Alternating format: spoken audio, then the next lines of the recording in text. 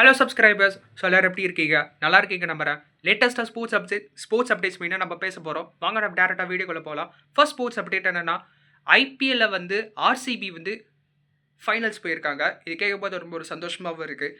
And second news update வந்து என்னன்னா, IPL 2028 வந்து எண்ட் ஆஃப் தி மந்த் மெயினாக கண்டக்ட் பண்ண போகிறதா வந்து சோர்சஸ் மெயினாக வந்திருக்கு.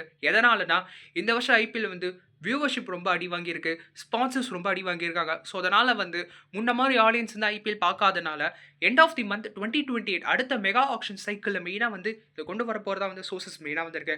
And third news update, Hardik Pandya வந்து சிஎஸ்கேக்கு வரப்போறதா வந்து லேட்டஸ்ட் அப்டேட் வந்திருக்கு. யார் குடுக்க போறாங்கன்னு தெரியல. சிவம் துபே ஆர் ஆயுஷ் மாத்திரை மெயினா குடுக்க போறதா மெயினா சொல்றாங்க.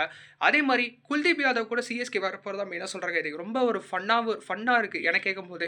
பட் எனக்கு தெரியல. மெயினா அப்டேட்ஸ் அந்த மாரி தான் வருது. ஏன்னா வந்து ஹர்திக் பாண்டியா வந்து அவர் இன்ஸ்டாகிராம் பக்கத்துல மெயினா ஒரு போட்டுட்டாரு. தட் இஸ் 7-7 மெயினா வந்து ஒரு ஸ்டோரி அப்டேட் மெயினா குடுத்திருந்தாரு. I think it's going to be real or ஃபேக்கா கூட இருக்கலாம். அண்ட் இன்னொரு அப்டேட் என்னன்னா, ஸ்டோக்ஸ் மெயினா வந்து ஐபிஎல் ப்ளே பண்ண போறதா வந்து சோர்சஸ் மெயினா வந்திருக்கு. இது கேட்கும்போது ரொம்ப ஒரு ஷாக்கிங்காக தான் இருக்கு.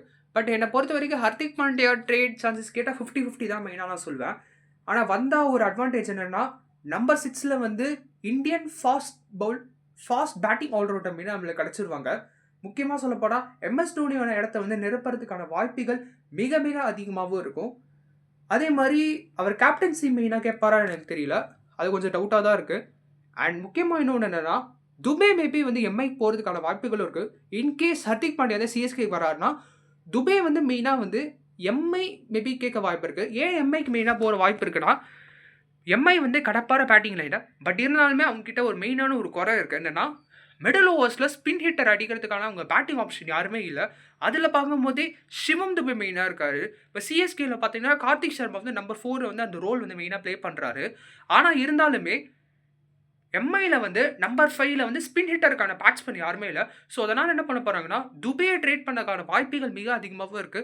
மை எப்படின்னா லைக் துபே பிளஸ் ஒரு எக்ஸ்ட்ரா கேஷ் டீலோட முடிக்கலாம். அப்படி இல்லன்னா, துபே பிளஸ் ஆயுஷ் மாத்திரை கொடுக்கறதுக்கான வாய்ப்புகளும் இருக்கு. இன்னொன்னு என்னன்னா, குல்தீப் யாதவ் வந்து சிஎஸ்கேக்கு ட்ரேட் பண்ண போறதா வந்து லேட்டஸ்ட் அப்டேட் இந்த மாரி வருது. கேட்கும்போது ரொம்ப ஷாக்கிங்காவும் இருக்கு. ஏன்னா வந்து other sources of article refer பண்ணிட்டு தான் என்னோட அப்டேட்ஸ் நான் மெயினா உங்கள்ட்ட சொல்றேன். ஸோ டெய்லி அப்டேட்ஸ் தெரிஞ்சுக்க மறக்காம என்னோட சேனல் மறக்காம சப்ஸ்கிரைப் பண்ணுங்க.